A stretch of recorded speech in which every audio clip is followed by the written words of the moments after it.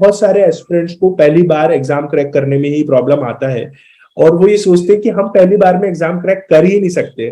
तो आपने इसके लिए क्या किया और आपने इसको कैसे मैनेज किया, इस फियर को कैसे दूर किया और आप अपने फर्स्ट अटेम्प्ट में कैसे एग्जाम को क्रैक कर पाए? एज यू सेड कि सभी एस्पिरेंट्स को ये एक मिथ भी है और कहीं ना कहीं रियलिटी भी है कि फर्स्ट अटेम्प्ट में क्रैक करना बहुत मुश्किल होता है। इसलिए पहले मुझे भी बहुत ये फियर था कि फर्स्ट अटेम्प्ट में तो कहाँ ही होगा। मैं भी अपनी फैमिली को कहती थी कि do not expect much in first attempt. But यही है कि आप एक राइट स्ट्रेटेजी हो आपकी और कंसिस्टेंसी भी मेंटेन रखें तो उस पर वर्क कर सकते हैं। प्लस जब मॉक्स दे रहे हैं तो उसमें जो रिव्यूज आ रहे हैं उसको फॉलो करो और देखिए कि आपके क्या शॉर्ट कमिंग्स हैं, तो उससे आप फर्स्ट अटेम्प्ट में क्लियर कर सकते हैं क्योंकि मेंस तो सबसे इम्पोर्टेंट पार्ट है इसका। और वहाँ पे आंसर राइटिंग जो बहुत रिगरस प्रैक्टिस डिमांड करता है। प्लस जब भी हम मॉक्स देते हैं कोचिंग में तो उनके काफी यूजफुल इंसाइट्स होते हैं। अगर वो यूजफुल इनपुट्स हैं आपको लगता है then follow them and correct them. But अगर आपको, जैसे मुझे भी कभी कभी लगता था कि ये तो इतना यूजफुल नहीं है तो मैं उसको ब्लाइंडली ऐसे मैंने कभी फॉलो नहीं किया। प्लस फिर वही है कि इंटरव्यू जो हमारा पर्सनैलिटी टेस्ट होता है उसके लिए भी आप उतनी ही प्रैक्टिस कीजिए, उसको भी उतना ही टाइम दीजिए जितना कि आप मेंस को देते हैं, तो इट इज क्रैकेबल। ओके, आपने जैसे बताया स्ट्रेटेजी का काफी इंपॉर्टेंट रोल होता है, तो आपकी क्या स्ट्रेटेजी थी? हम अगर बात करें प्रीलिम्स की, मेंस की, तो स्ट्रेटेजी क्या थी आपकी? So first of all strategy में मतलब मैंने कैसे इसको फॉर्मुलेट कैसे किया, तो उसके लिए मैंने बहुत सारे टॉपर्स के वीडियोस देखे थे और सबसे यूजफुल मुझे जो लगे थे वो CTWT पे एक कनिष्क कटारिया सर का इंटरव्यू है और एक सृष्टि देशमुख मैम का भी इंटरव्यू है। तो क्योंकि वो सोशियोलॉजी की थी मैम तो इसलिए भी वो यूजफुल रहा। और कनिष्क कटारिया सर ने भी उसमें काफी क्लियरली बहुत एक्सप्लेन किया होता अपनी स्ट्रेटेजी को कि उन्होंने मतलब मेंस के मार्क्स में डिसाइड किया कि अगर मुझे ऐसे प्लस GS के अंदर 550 अराउंड आ जाते हैं और फिर ऑप्शनल में 300 प्लस आ जाते हैं तो यहाँ और 150 मिनिमम हमें इतना कॉन्फिडेंस तो होता ही है कि इंटरव्यू में हमें 150 आ जाएंगे तो 1000 रैंक पे मतलब मुझे IAS रैंक तो मिल ही रहा है। तो उनका ये जो इतना क्लियर और इतना प्लान स्ट्रेटेजी था इसलिए फिर मैंने भी उन्हीं लाइन्स पे बनाया। तो सबसे पहले इसमें ये होता है कि आप सिलेबस को देख लें और अपने स्ट्रॉन्ग एरियाज थोड़ा सा जैसे आप NCERTs करते हैं तो आपको पता लग जाता है कि मैं कौन से सब्जेक्ट में कितना स्ट्रॉन्ग हूँ। उसी हिसाब से अपने सिलेबस को डिवाइड कीजिए, सिलेबस प्लस टाइम को, कि मुझे इतना टाइम इस सब्जेक्ट के लिए देना है। फॉर एग्जाम्पल मैंने इकोनॉमी के लिए फुल 1 मंथ दिया था और ये था कि 1 महीने में मुझे पूरे सारे लेक्चर्स कवर करके और फिर उसके नोट्स को हाईलाइट करके देन कम्प्लीटली रिवाइज करना है। और ऐसे ही हर सब्जेक्ट का मैंने एक डिफाइन क्राइटेरिया टाइम था मेरा कि इसमें तो मुझे ये कंप्लीट करना है। प्लस उसका रिवीजन भी मैं उसके साथ ही कर लेती थी और उसके बाद मैं एक सेक्शनल टेस्ट भी जरूर लगाती थी और उसमें देखती थी मेरी परफॉर्मेंस कैसी है। अगर मेरी परफॉर्मेंस 110 तो मुझे लगता है कि सेक्शनल में आने चाहिए जस्ट आपने कभी सब्जेक्ट पढ़ा है तो। और अगर मुझे उससे कम आते थे, जैसे मेरी जियोग्राफी में उससे कम आए, तो मैंने दोबारा से बहुत अच्छे से उसको रिवाइज किया फिर टेस्ट दिया। जब तक 110 नहीं आएंगे तो मैं किसी दूसरे सब्जेक्ट में मूव नहीं करती थी। और स्ट्रेटेजी में क्लियर फिर आपको अपने रिवीजन जो आपका प्लान होता है वो भी बहुत क्लियर होना चाहिए। ये तो आपका मिनिमम होना चाहिए कि आप प्री से 3 महीने पहले तो सिलेबस के साथ पूरे थरोली डन हो ताकि 3 महीने आप ओनली फोकस्ड प्रीलिम्स के लिए दे सकें। और वहां पे मेरा ज्यादा फोकस मॉक्स पे था, जितने ज्यादा मॉक्स होंगे और जितना अच्छा एनालिसिस होगा उतने ही अच्छे मार्क्स आएंगे।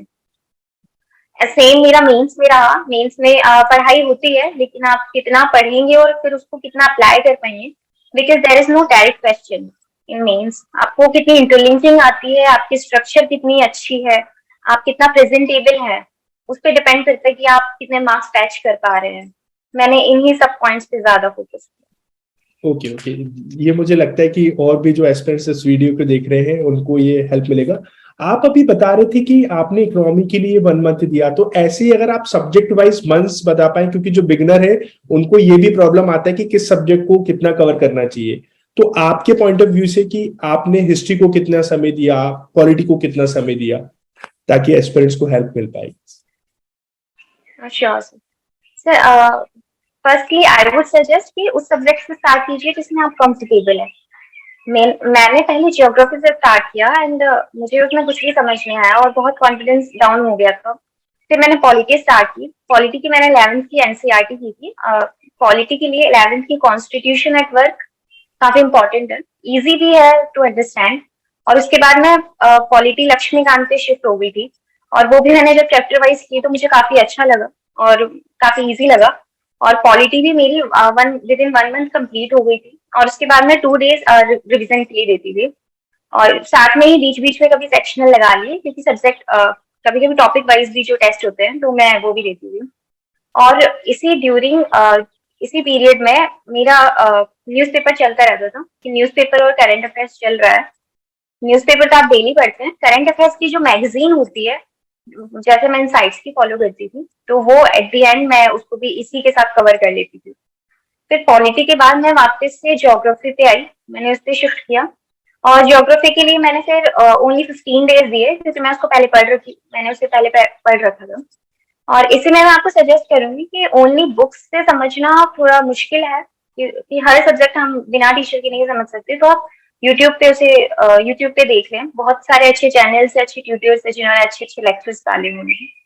ऐसा 15 डेज आप ज्योग्राफी के लिए डेडिकेट कर दें। उसके बाद 1 मंथ ऐसा पूरा का पूरा इकोनॉमी के लिए सही रहेगा।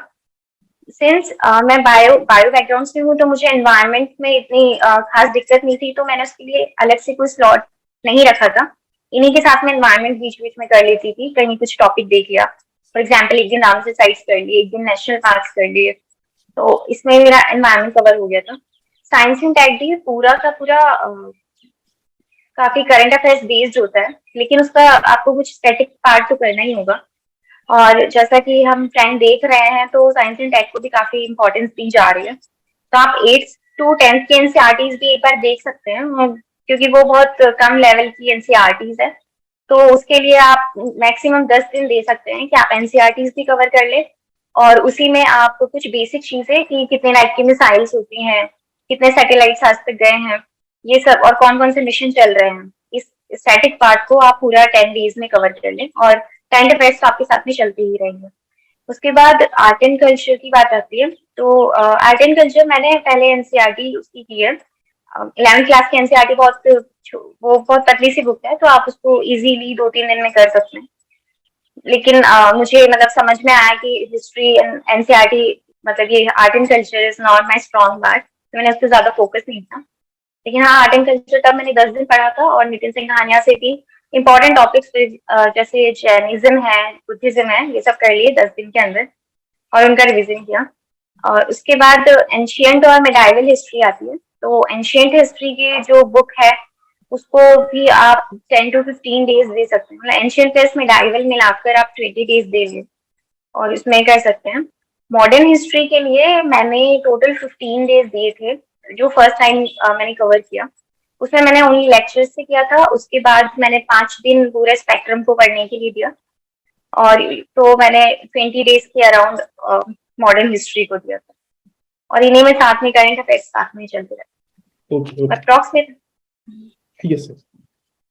6 मंथ्स में आपका सिलेबस एक बार से रीडिंग आपकी कवर हो ही जाती है। Okay okay. मतलब इससे ये समझ में आता है सुलोचना कि जब जैसे कि मैं स्टूडेंट से इंटरेक्ट करता हूँ तो ये देखने को मिलता है कि स्टूडेंट्स की प्रॉपर प्लान और स्ट्रेटेजी नहीं होती है।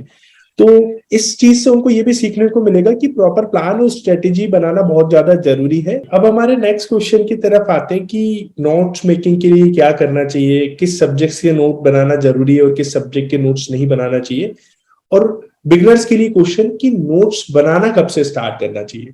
तो इसमें आपका क्या व्यू है? मैंने तो क्योंकि जैसे जो कॉलेज पास आउट होते हैं और उनको नेक्स्ट अटेम्प्ट भी देना होता है, तो आपके पास अगर 1 ईयर ही है तो आई वुड सजेस्ट कि हर चीज के नोट्स बनाने तो मत ही चाहिए। जैसे कि मैं स्टैंडर्ड बुक्स के कभी नोट्स नहीं बनाती थी। लक्ष्मीकांत है, बहुत पॉइंट वाइज है, कंसाइज है। स्पेक्ट्रम है, बिल्कुल कंसाइज है, बिल्कुल वो नोट्स फॉर्मेट में ही है, तो मैं ऐसे बुक्स के कभी नोट्स नहीं बनाती थी। लेकिन जैसे मैगजीन्स हो गई तो उसके अंदर मैं उसके वर्चुअल नोट्स बना लेती थी कि ये वाला इंपॉर्टेंट टॉपिक इस मंथ का था तो यहाँ से ये कर लिया। ऐसे ही पीआईबी न्यूज को मैं फॉलो करती थी। तो उसमें जैसे एनवायरनमेंट का था, जो जो ज्यादा करंट अफेयर्स बेस्ड होता है, environment and science and tech. तो मैं मिनिस्ट्री ऑफ एनवायरनमेंट के, ministry of science and tech के, उनके मिनिस्ट्री वाइज मैंने नोट्स बनाए हुए थे टाइमलाइन के साथ कि ये इस टाइम पे आया था। और जो जो भी इम्पोर्टेंट न्यूज होती थी, अगर आप हेडलाइन के साथ, पीआईबी भी बहुत कंसाइज वे में ही मटेरियल डालता है अपनी वेबसाइट पे, तो वो उसके आप वर्चुअल नोट्स बना सकते हैं। और नोट्स से फिर आप जब मॉक्स देते हैं, मैंने मॉक्स दिए प्री के, तो उस टाइम पर मैंने जो भी मुझे ऐसा लगा कि ये बहुत न्यू नॉवेल चीज थी, तो उसके मैंने अलग से नोट्स बना लिए थे। और मैं कुछ ऐसे क्रैश कोर्स वाली वीडियोस भी देखती थी कि ये इम्पोर्टेंट मतलब पूरा एनवायरमेंट का क्रैश कोर्स है फॉर एग्जाम्पल 2 आवर्स का, तो उसमें से मुझे कुछ न्यू मिला। वैसे तो आपने इतनी प्रिपरेशन की होती है कि काफी कुछ आपको पढ़ा हुआ लगेगा, लेकिन अगर आपको कुछ नया मिल गया है तो आप उसको फिर नोट डाउन कर सकते हैं। और नोट्स मेकिंग कब से स्टार्ट करें, इसका ये है कि मैं कहूंगी आप फर्स्ट रीडिंग के बाद दोबारा नोट्स, अगर आप सेकंड रीडिंग पे जा रहे हैं तभी नोट्स बनाइए, क्योंकि फर्स्ट रीडिंग के बाद तो आप खुद ही दूसरी बुक लिख रहे होंगे। अगर आप उसी के साथ साथ ही बनाते रहेंगे तो आपकी एक बार फर्स्ट रीडिंग हो जाएगी, सेकंड रीडिंग में आपको पता लग जाएगा क्या इंपॉर्टेंट है क्या नहीं है।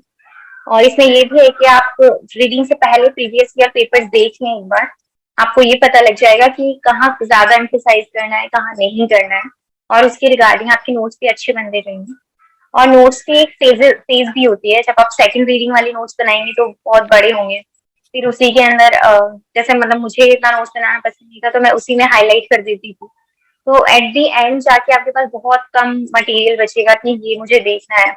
और हाइलाइटर्स मैंने मतलब अलग अलग कलर का, कि प्री के लिए मैंने ग्रीन कलर लिया हुआ है और उसको ग्रीन से हाईलाइट कर दिया कि ये प्री स्पेसिफिक है। और जब मेंस के लिए गई तो फिर उसको मैंने पिंक हाईलाइटर से कर दिया कि मेंस स्पेसिफिक है। अब बात करते हैं कि जो मेंस में 10 मार्कर्स क्वेश्चन आते हैं, 15 मार्कर्स क्वेश्चन आते हैं, तो उसके लिए कैसे एक एस्पिरेंट को हैंडल करना चाहिए ऐसे क्वेश्चंस को, और पहले कौन से क्वेश्चंस अटेंड करना चाहिए? 10 मार्कर्स और 15 मार्कर्स, हमें लगता है कि 15 मार्कर्स बहुत इंपॉर्टेंट है। देखो 10 मार्कर्स भी उतने इंपॉर्टेंट है क्योंकि फर्स्ट टू 10 तो वही है, वही आपका इंप्रेशन क्रिएट करने वाले हैं। पहले मैं ये जब मैंने स्टार्ट किया था, मैं 15 मार्क्स पहले करती थी क्योंकि वही पेपर छूट जाता था, मुझे लगता था कि वो नहीं छोड़ने। लेकिन फिर मैंने देखा कि कम मार्क्स आ रहे हैं क्योंकि पहले इंप्रेशन बन जाता है वो फर्स्ट टू 10 से। इसलिए मैंने ये स्ट्रेटेजी ली कि मैं फर्स्ट 3 आवर्स होते हैं हमारे पास, फर्स्ट आवर में 7 क्वेश्चन करने हैं और वो 7 होंगे, 4 10 मार्कर होंगे। 4 10 मार्कर कर लिए हैं, उसके बाद में 15 मार्कर्स पे आ जाती थी और 3 वहां से कर लिए हैं। फिर उसके बाद सारे 15 मार्कर्स होंगे तो सेकेंड आवर में वो कंप्लीट हो जाएंगे। और थर्ड आवर में आपको एक 15 मार्कर बचेगा आपके पास और 6 10 मार्कर्स बचेंगे, लास्ट में आप वो कर लीजिए। तो उससे बैलेंस्ड रहता है फ्लो, क्योंकि जब लास्ट में स्टार्टिंग में इंप्रेशन क्रिएट हो गया, एंड में जब वो चेक करते हुए जा रहे हैं तो उन्हें लगेगा कि हाँ यहाँ भी अच्छे से कवर किया है, यहाँ भी पेशेंटली लिखा है। फिर नेक्स्ट बात है कि स्ट्रक्चर दोनों में इम्पोर्टेंट है, इंट्रो बॉडी कंक्लूजन तीनों में आपको मेंटेन रखना है। कभी कभी कुछ कुछ क्वेश्चन ऐसे होते हैं जहाँ लगता है कि इसमें कंक्लूजन की क्या जरूरत है, लेकिन प्लीज उसको कंक्लूड कर दीजिए। कुछ भी नहीं सूझ रहा है तो 2 लाइन में सिमिलर सा कुछ उसकी जिस्ट डाल दीजिए, या फ्यूचर कोर्स के बारे में कुछ भी डाल दीजिए, लेकिन आपको कंक्लूड तो करना ही है। इंट्रो में ये है कि जो 10 मार्कर है उसमें आप 4 लाइन्स के ऊपर अपना इंट्रो मत जाने दें, क्योंकि फिर ऐसा लगेगा वो फर्स्ट पेज बहुत फिल्ड अप लगता है, ये आपने इंट्रो में ही सब कुछ ऐसा डाल दिया। और ऐसा ही 15 मार्कर्स में है तो उसमें 6 लाइन से अबव नहीं जाने दें, क्योंकि उसका पेज भी काफी छोटा होता है, मतलब उसमें जो मार्जिन होता है उसके अंदर ऐसा काफी बड़ा सा लगता है कि हमने ज्यादा लिख दिया। यहाँ पे इंट्रो था। फिर जब बॉडी है तो सीधा बॉडी पे ऐसे जंप ना करें, उसको जो आपने इंट्रो लिखा है उससे थोड़ा सा कनेक्ट करके एक लाइन बीच में डाल दीजिए और उसके बाद अपनी बॉडी स्टार्ट कीजिए। मैं पॉइंट वाइज फॉर्मेट को ज्यादा प्रेफरेंस देती थी क्योंकि वो खुद के लिए भी कन्वीनियंट होता है और एग्जामिनर के लिए भी। उसके अंदर सब कहते हैं कि आपको, मतलब मुझे भी काफी बार रिव्यूज मिले थे कि प्रायोरिटाइज कीजिए आपके पॉइंट्स को, पॉइंट्स अच्छे हैं लेकिन हम प्रायोरिटाइज नहीं कर पाते। और ये प्रैक्टिस से ही आएगा, जब आपने उसी टॉपिक पे पहले भी लिखा हुआ है फिर आपको लगा नहीं यार ये पॉइंट पहले आना था, तो उस टाइम पे आपको, इसलिए यहाँ पे प्रैक्टिस की जरूरत होती है। आप हर कुछ लिख नहीं पा रहे हैं तो भी ब्रेनस्टॉर्मिंग कर लीजिए, क्वेश्चन आपने देखा और इंट्रो कंक्लूजन भूल जाइए, बस बॉडी की कि आप कौन से, मतलब आप 6 पॉइंट्स अपने माइंड में लेकर चलिए कि मुझे 6 पॉइंट्स लिखने थे और उन पॉइंट्स को फिर प्रायोरिटाइज कीजिए। प्रायोरिटाइज करने में हम पहला फैक्टर ये देखेंगे कि कौन सा यूनिक है उस क्वेश्चन के लिए, कि ये तो बस इस क्वेश्चन के लिए ही मैंने स्पेसिफिक डाला है।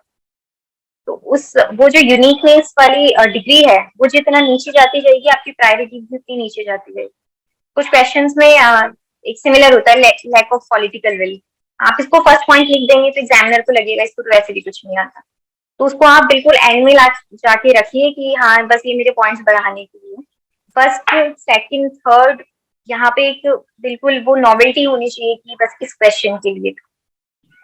उसके बाद बॉडी के बाद आप कंक्लूजन या उससे बिल्कुल रिलेटेड लिख सकते हैं कि आप जिस फ्लो में आ रहे हैं। अदरवाइज आप मैं सस्टेनेबल डेवलपमेंट गोल्स का काफी यूज करती थी जब GS2 और GS3 में जैसे है, या फिर गवर्नमेंट की कोई स्कीम है उसके रिगार्डिंग आर्ट एंड कल्चर में कोई मॉन्यूमेंट्स को प्रोटेक्ट करने के लिए, या आप सब में गवर्नमेंट की कुछ ना कुछ स्कीम्स है, आप प्री के लिए वैसे भी उसको प्रिपेयर करते हैं तो यहाँ पे यूज कर लीजिए। और इंट्रो में जैसे इंट्रो में मैं इंडेक्स ज्यादा यूज करती थी कि इस रिपोर्ट का ये कहना था, और जब जैसे GS2 का है तो उसमें कॉन्स्टिट्यूशन के आर्टिकल्स कहीं ना कहीं मिल ही जाते हैं आपको, वो कॉन्स्टिट्यूशन के आर्टिकल्स यूज कर लीजिए। तो ऐसे करके हम अपना इंट्रो बॉडी कंक्लूजन वाला एक फ्लो मेंटेन रखें। पेपर कंप्लीट करना है और इस स्ट्रक्चर के साथ कंप्लीट करना है, तभी आप मतलब 99% आप श्योर हो सकते हैं कि मेंस में आपका सिलेक्शन हो जाए। जैसे कि सुलोचना, आपको भी करंट अफेयर्स में शुरुआत में प्रॉब्लम आया होगा कि करंट अफेयर्स के लिए क्या क्या रिसोर्सेस होना चाहिए, तो आपने उसको कैसे मैनेज किया और इसके लिए आप कौन कौन से न्यूज़पेपर पढ़ते थे? और कभी कभी ये भी होता है कि हम किसी न्यूज़पेपर को या किसी बुक को पढ़ रहे हैं लेकिन बाद में हम उस बुक को स्विच कर देते हैं, तो करंट अफेयर्स को कैसे मैनेज किया और क्या ऐसी भी कोई सिचुएशन आपके सामने आई है? मैंने करंट अफेयर्स पहले, सबसे पहले जैसे न्यूज़पेपर कहते हैं सबसे पहले न्यूज़पेपर स्टार्ट किए थे। स्टार्टिंग में एडिटोरियल्स भी मैं काफी स्टेट के साथ ही पढ़ती थी। 3-4 महीने बाद आपको एडिटोरियल इतना पढ़ने की जरूरत नहीं रहेगी क्योंकि आपको बिल्कुल रिपीटेड मटेरियल काफी रहता है न्यूज़पेपर में। तो सबसे पहले करंट अफेयर्स का था, उसके लिए मैंने यूट्यूब पे डाल दिया कि हाँ हाउ टू रीड न्यूज़पेपर, तो किसी आप टॉपर का देख लीजिए, किसी टीचर का देख लीजिए, वो आपको बता देंगे कि इम्पोर्टेंट होता है। फॉर एग्जाम्पल स्पोर्ट्स बिल्कुल भी इम्पोर्टेंट नहीं है, एक बार पूछा गया क्वेश्चन, लेकिन स्पोर्ट्स यूपीएससी में नहीं पूछे जाते तो आप उसको स्किप कर सकते हैं। पॉलिटिकल न्यूज आप स्किप कर सकते हैं, और काफी न्यूज रिपीट ही होती रहती है। रशिया यूक्रेन था तो 1 महीने न्यूज़पेपर में बस रशिया यूक्रेन था। जब कोविड था तो ओनली कोविड कोविड कोविड पे आ रहा था।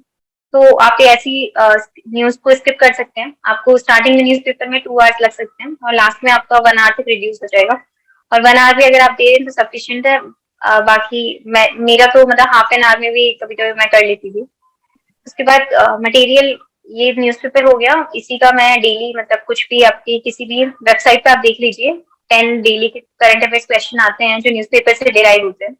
मैंने फोरम आईएएस के किए थे स्टार्टिंग में, तो 10 क्वेश्चन पर डे आप करेंगे तो उससे आपको प्री का कैसे सॉल्व करते हैं वो भी पता लग जाएगा। आप न्यूज़पेपर को आपको कैसे पढ़ना है, कि क्योंकि 10 दिन जब मैंने ये क्वेश्चन ऐसे ये अटेंड किए तो फिर नेक्स्ट डे से ऑटोमेटिकली आपके माइंड में न्यूज़पेपर देखते ही आता है ये टॉपिक से कि इससे ये क्वेश्चन भी आ सकता है, मैं इसको गूगल कर लेती हूँ या ये हो सकता है, तो आप उस चीज को कर लीजिए। उसके बाद एट द एंड कोई भी मंथली मैगजीन आप यूज कर सकते हैं। मैं इन साइट्स को यूज करती थी, पर कुछ लोग विजन का भी करते हैं। आप देख सकते हैं कि आपको क्या कंफर्टेबल लगता है। इन साइट्स उसमें सिलेबस वाइज होता है और काफी शॉर्ट होता है, एक टॉपिक एक पेज से ऊपर नहीं होता है, जिसमें मुझे ज्यादा सही वही लगता था। और इनसाइट्स का बस उसमें एक शॉर्ट कमिंग ये है कि उसके अंदर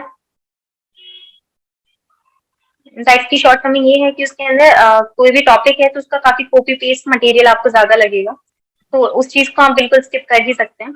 बाकी आपको कुछ चीजें खुद से गूगल भी करनी पड़ेगी। आपको जो नहीं आ रहा है आप टॉपिक डाला यूपीएससी डाल के गूगल कर लीजिए, तो वहां पे आपको कुछ ना कुछ मिल ही जाएगा। तो करंट अफेयर्स का मेरा मेनली इसी पे था। न्यूज़पेपर में द हिंदू फॉलो करती थी। बाकी इंडियन एक्सप्रेस भी काफी अच्छी न्यूज़पेपर है, उसे मैंने बाद में पढ़ना स्टार्ट किया। स्टार्टिंग में एक ही न्यूज़पेपर पे रही है, लेकिन द हिंदू के अंदर अभी उन्होंने टेक्स्ट एंड कॉन्टेक्स्ट स्टार्ट किया है। वो बहुत मतलब आप पूरा न्यूज़पेपर नहीं पढ़ पा रहे कोई बात नहीं, आप टेक्स्ट एंड कॉन्टेक्स्ट को पढ़ लीजिए। ऐसे ही इंडियन एक्सप्रेस में एक्सप्लेन वाला पेज होता है, वो भी बहुत इंपॉर्टेंट होता है। प्री और मेंस दोनों के पर्सपेक्टिव से काफी इंपॉर्टेंट होता है। और इवन पर्सनैलिटी टेस्ट में भी अगर आपको करंट अफेयर्स ही पूछते हैं काफी, तो उसके लिए भी बहुत इंपॉर्टेंट है। तो ये दोनों पेजेस तो आपको करनी ही है। बाकी आप कोई भी एक न्यूज़पेपर रेफर कर सकते हैं, बस उसको फॉलो कीजिए, आपको इतना ज्यादा टाइम नहीं देना पड़ेगा, क्योंकि हमें पता है न्यूज काफी रिपीटेड मोड पे होती है। इलेक्शन हो रहे हैं तो इलेक्शन के बारे में ही आता जाएगा, कोरोना है, रशिया यूक्रेन वॉर है, तो लेकिन न्यूज़पेपर आपको स्किप नहीं करना है, न्यूज़पेपर मस्ट है। मैंने पीआईबी न्यूज भी बीच में फॉलो किया था, प्री से पहले मैंने पीआईबी काफी फॉलो किया था, ताकि किसी भी मिनिस्ट्री का कोई एक इनिशिएटिव से मिस ना हो। तो पीआईबी के लिए भी आपको ज्यादा टाइम नहीं लगता है, उसमें आप उसमें मिनिस्ट्री वाइज आता है सेग्रीगेशन, तो आपको जो इम्पोर्टेंट लगता है आप उसी को देख लीजिए। ये और पीआईबी में भी बहुत कंसाइज मटेरियल होता है, आप उसको डेली करेंगे क्योंकि वो डेट वाइज होता है, आप उसको डेली करेंगे तो आपको बर्डन भी कम रहेगा, आपको ज्यादा बर्डन फील नहीं होगा। एक और क्वेश्चन जो एस्पिरेंट्स को जिसमें ज्यादा प्रॉब्लम आती है कि सीसेट के लिए क्या करना चाहिए, सीट सेट के लिए क्या स्ट्रेटेजी है, क्योंकि काफी एस्पिरेंट सीसेट को कवर करने में इशू आते हैं, तो आपका इस पे क्या व्यू है और आपने सीसेट को कैसे कवर किया? सीसेट ज्यादा मतलब पहले कहते थे कि मैथ्स इंजीनियरिंग वाले स्टूडेंट्स भी कर लेते हैं, लेकिन आजकल देखा जा रहा है कि वो भी फेल हो जाते हैं, तो इसलिए ये बहुत इंपॉर्टेंट है। और अब सीसेट ट्रिकी भी हो गया है काफी, इस ईयर भी और लास्ट ईयर भी था उसका। तो इसके अंदर जैसे 3 पार्ट्स हैं कि मैथ्स है, रीजनिंग है, इंग्लिश है। आप पहले आइडेंटिफाई कर लीजिए आपका स्ट्रॉन्ग पोर्शन कौन सा है। मैं मैथ्स में इतनी कंफर्टेबल नहीं थी, तो मैं इंग्लिश और रीजनिंग पे बहुत फोकस किया था। मैंने अराउंड 53 क्वेश्चन अटेम्प्ट किए थे सीसेट का जो पेपर था, और उसमें 53 में से मेरे 43 के अराउंड करेक्ट थे। कॉम्प्रिहेंशन में डाउट होता है कि ये सही है या नहीं है, लेकिन आप प्रैक्टिस के साथ करेंगे तो आपको वो भी करेक्ट हो जाएंगे, एक्यूरेसी अच्छी आएगी। हम न्यूज़पेपर पढ़ते ही हैं, आप जो न्यूज़पेपर में एडिटोरियल पढ़ रहे हैं उससे जो रेफरेंस निकाल रहे हैं कि हाँ इसका जिस्ट ये था, वही काम आपको सीसेट में करना है, कोई टफ टास्क नहीं है। तो आप कॉम्प्रिहेंशन पे फोकस करें, आपको बस ये चीज देखनी है कि ये क्या इम्प्लाई करता है, इंफ्लुएंस क्या है। आप जितना प्रैक्टिस करेंगे, जितने मॉक्स देंगे, आपको उसमें उतनी ही क्लैरिटी होती जाएगी। और इसमें एक ट्रिक ये भी होती है कि एक्सट्रीम स्टेटमेंट्स हमेशा अवॉइड करें, इट कैन नॉट हैपन ऐसा कुछ, तो वो वैसे ही एलिमिनेट हो जाता है। सेकंड रीजनिंग और मैथ्स का आता है, तो अभी ये दोनों काफी मिक्स टाइप ऑफ क्वेश्चंस आने लग गए हैं, लेकिन रीजनिंग कंपैरेटिवली इजी होता है, तो पहले रीजनिंग पे फोकस कर लीजिए। उसके लिए आप या तो कोई बुक भी रेफर कर सकते हैं, मैंने तो यूट्यूब पे ही कोई वीडियोस देखे थे, तो वहाँ पे जैसे सिविल्स डेली करती चैनल है, तो उन्होंने इस पे चीजें अपलोड की हुई है। या फिर आपको एसएससी की कोई प्रिपरेशन करवाने वाले जैसे स्टडी आईक्यू और ऐसे बहुत सारे चैनल्स हैं, तो वहां पर आप इसमें डाल सकते हैं रीजनिंग के कोई भी टॉपिक्स, पहले आप प्रीवियस से क्वेश्चंस देख लीजिए, पेपर्स देख लीजिए, वहां पे आपको थीम्स पकड़ने आ जाएगी कि वो टाइम के ऊपर पूछ रहे हैं, डायरेक्शंस के ऊपर पूछ रहे हैं, या क्यूब के ऊपर है, उनकी किस टाइप के क्वेश्चन है, और उसका थीम डालकर आप उसको यूट्यूब वीडियो देख लीजिए, आप 1-2 लेक्चर्स देखेंगे, आपको पता लग जाएगा टाइप ऑफ क्वेश्चन, फिर सॉल्व करने की कोशिश कीजिए। उसके बाद मैथ्स का है, तो मैथ्स 10th स्टैंडर्ड तक की आती है ऐसा कहते हैं, मुझे तो ज्यादा टफ लगती थी, तो उसके लिए भी वही प्रैक्टिस का ही है। जो फॉर्मूला बेस्ड होते हैं उसे आप देख सकते हैं कि प्रीवियस ईयर पेपर्स में अगर कुछ आया है, आपने उसकी भी थीम देखी है, आपको लग रहा है कि इस पे रिपीटेड क्वेश्चन आते हैं, जैसे ये आता है कि 2 लोग मिलकर ये काम इतने दिन में करते हैं, तीसरा वाला बाद में ज्वाइन कर रहा है, आपको पता है जब इससे 1-2 क्वेश्चन आने ही है तो उसको भी आप अटेम्प्ट कर लीजिए। फिर इसमें बेस्ट थिंग ये होती है कि आपको ओनली 67 मार्क्स लेकर आने हैं, तो आप उतना ही प्रोपोर्शनेटली अटेम्प्ट करके आइए, बस आपकी एक्यूरेसी उसमें अच्छी होनी चाहिए। बाकी सीसेट भी काफी हद तक आप उसको मैनेज कर सकते हैं, आपको ज्यादा टाइम नहीं, मतलब जैसे प्री से पहले हम 3 महीने देते हैं अच्छे से, उस 3 महीने में ही स्टार्टिंग के 2 महीने आप डेली 2 घंटे बस सीसेट को दीजिए, आपको बहुत इजीली हो जाएगा। हर संडे आप एक पेपर लगा लीजिए, तो काफी इजीली हो जाएगा। लास्ट पार्टिंग मैसेज सुलोचना जो आप एस्पिरेंट्स को देना चाहें, ताकि वो एग्जाम में उनको काफी हेल्प मिल पाए और भी आने वाला जो प्रीलिम्स है उसमें भी उनको, तो आपको कोई parting message? Parting message first thing तो एक ही, बहुत लॉन्ग जर्नी है, 1 ईयर आपको सिलेबस कंप्लीट करने में लगता है और 1 ईयर आपको एग्जाम देने में लगता है, तो इसमें पेशेंस रखें। आपको अगर जैसे मुझे ये सोच के अच्छा लगता था लास्ट में at the end of the day कि हाँ आज मैंने कुछ सिग्निफिकेंट किया है, तो उसके लिए आप लिख कर रखिए कि आज आपने क्या किया है। हिस्ट्री का चैप्टर किया है तो एक डायरी में लिख लीजिए। मैं ऐसा मेंटेन करती थी कि आज की डेट लिखी और लिखा है मैंने आज हिस्ट्री का ये किया है, न्यूज़पेपर किया है, किसी का मॉक दिया है, तो उससे आपको एट द एंड बहुत अच्छी नींद भी अच्छी आएगी उससे आपको, और सिग्निफिकेंट लगेगा, और आपको आप ट्रैक कर पाएंगे अपनी प्रोग्रेस को कि मैं कितने अच्छे से कवर कर रही हूँ और कितने अच्छे से नहीं कर रही हूँ। नेक्स्ट ये है कि प्रैक्टिस का और हार्ड वर्क का यहाँ पे कोई ऑल्टरनेटिव नहीं है।